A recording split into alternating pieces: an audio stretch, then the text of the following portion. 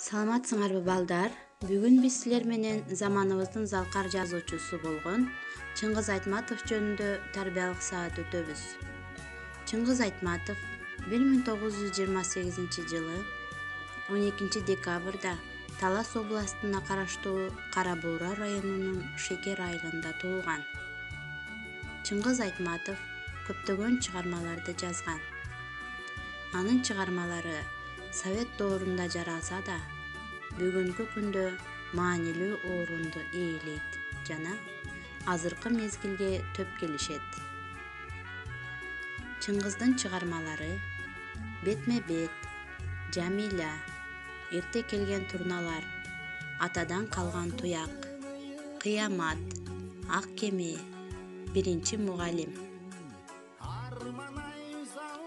Чыңгыз Айтматовдун чыгармалары көптөгөн тилдерге которулган жана кинотасмалар тартылган. Жазуучунун чыгармалары аркылуу кыргыз эли дүйнө жүзүнө таанымал болгон. Чыңгыз Айтматов жөнүндө ыр окуп берейин. Сыйкырдуу нур пайда болот жылдыздан, ак калпактуу Чыңгыз чыкты кыргыздан. Унутулгус чыгармалар жаратып, кыргыз элин бүт дүйнөгө тааныткан. Мына балдар, Чыңгыз Айтматовдун чыгармаларынын негизинде кыргыз эли бүт дүйнөгө таанымал болгон экен. Шекер айылында Чыңгыз Айтматовдун үй музейи бар.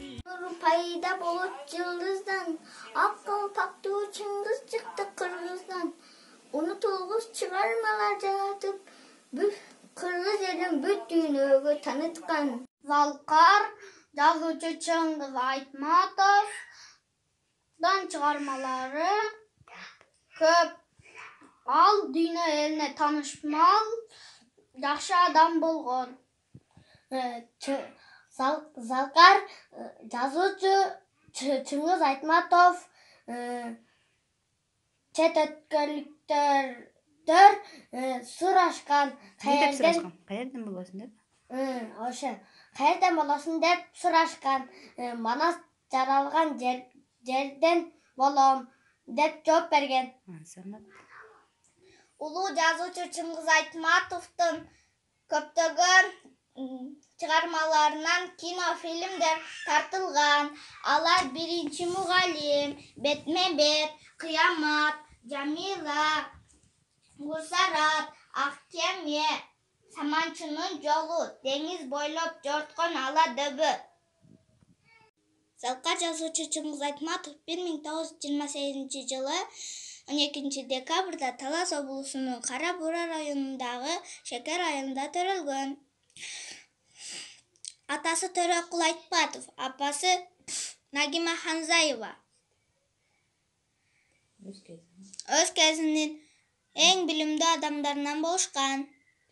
Чыңгыз Айтматовдун балалык кези Улуу Ата мекендик согушуна туш келип, ал 14 жашынан айылдык кеңеш катчысы болуп иштеген. Анын газетчи Дюза аттуу эң биринчи чыгармасы аңгемеси 1952 жылы жарык көргөн.